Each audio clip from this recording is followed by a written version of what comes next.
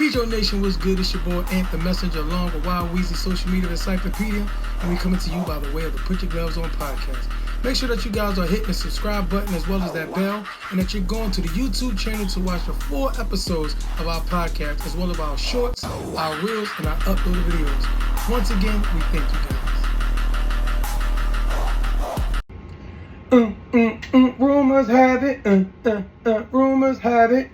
Rumors is that the big fish Earl Spence Jr. may be stepping back in a ring with Tszyu. But what's interesting is, keeping it a buck, I don't know if this is good. This might be good for boxing, but is it good for Spence? Last time I saw both fighters, they took a serious beating. And to me, they both got beaten until a semi-retirement. But I think it's good because the 154-pounder junior middleweight weight division is fully loaded. We got so many people. It's time for them to start knocking each other off. We can't allow people to sit around cherry pick and have free meals. Nah. Especially with Turkey Al-Sheikh in the building. Like he said, he's not here to make people rich. He's here to make great fights. So I think this is great because we're going to see which old dog is going to get their last bone. If Spence get his ass whooped by Tszyu, he needs to retire. If Tszyu gets his ass whooped by Spence, he needs to retire. So this is the knockoff of the old dog. Who's going to get their last meal, their last bone? And we still need to see, is Spence still a big fish? Is he a name or is he a serious contender? Those who look in PJO Nation, let me know.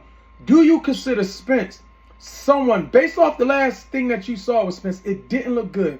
Leaning in, equilibrium off. We know what type of fighter he is. He's a front foot fighter. He's very aggressive, but he's great at the basics. A lot of pressure, sharp, bad ball. Definitely probably a Hall of Famer, right? I will say that Spence is probably a Hall of Famer, and he should get in. Tszyu, not so sure, but he definitely come from a great bloodline with Tszyu. His father definitely is probably a Hall of Famer. One of the great style fighters with one of the best right hands in the business at 147 and 140. However, I'm not sure if either one of them should be stepping into the ring at this point. I think they made enough money. Last fight, they got their ass whooped. I'm just flat out saying it and being honest. And it wasn't a good beating. It wasn't like you fought, it was competitive. No. They almost got beat to a pulp and they got beat to semi-retirement. That's just what it is. I'm not trying to be harsh. I'm just calling it the way that I saw it.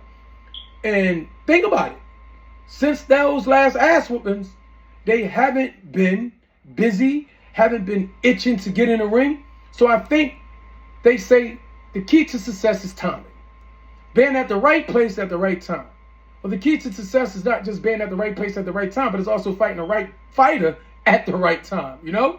Peaking at the right time. So we're going to see what dog going to have their last bone, their last meal. And the loser of this got to walk away. They got to walk away. Or you would now just become an opponent. I think right now they're both, it's like an algebra problem. Solving for X, the unknown, you don't know what to expect. I don't really want to see Spence fight again. I don't. Based off of what I saw, equilibrium off, leaning in, timing off, that's not skills. What can I say? That wasn't due to the ass whooping. That was shown and exposed while getting his ass whipped, if I'm just being honest. And I think if you are a boxing aficionado and if you understand boxing, you know exactly what I'm talking about. The things that we saw with Spence, right, is a fighter that's starting to transition to being over the hill. When your timing is off, you have no rhythm, your speed is down, your reflexes, you can't get out of the way, you can't dodge from a beach ball. Come on, it's time to go. Now, because he's a great fighter, because he's going to go out on his shield if he is to lose, he's a good fight for anybody because Spence is going to come. But I don't think you could put him up there with the Boots Ennis's, the Xander Zaya's, the Josh Kelly's, the Baccarat. I think he really gets punished again. when it comes down to this. Tszyu is the perfect fighter because he mentally, physically, and emotionally is probably still in question what he should do. I think that the managers got together, or the representatives of both fighters, and said, hey, we can probably make $5 to $6 million off of this fight. What we do, let's make it. That's what this is about. I think that this is a money grab because I don't think neither one of them can fight. Anytime you quit on your stool and Tszyu right after the fight talked about retirement, come on, it's over. Spence, it's been 3 years. But because you're a dog, I'll give you a chance. I'll pay for it. I'll go on DAZN and watch it. Or watch PBC. I'll tune in. I don't have a choice because you got two great fighters. One is probably a Hall of Fame and one is borderline Hall of Fame. And he might get in due to the last name of his father, Tszyu, who was an amazing fighter. But do you want to really see this fight? Are you excited? I guess that's the question that we need to ask. All these fights that can be made at 54. Xander Zayas, Abbas Baru, Baccarat, Boots, Virgil Ortiz. Don't forget the Undisputed, who vacated the title to go up to fight Canelo.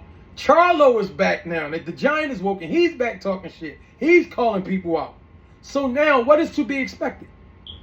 Do you put these guys in here, and are you excited to see a Tszyu?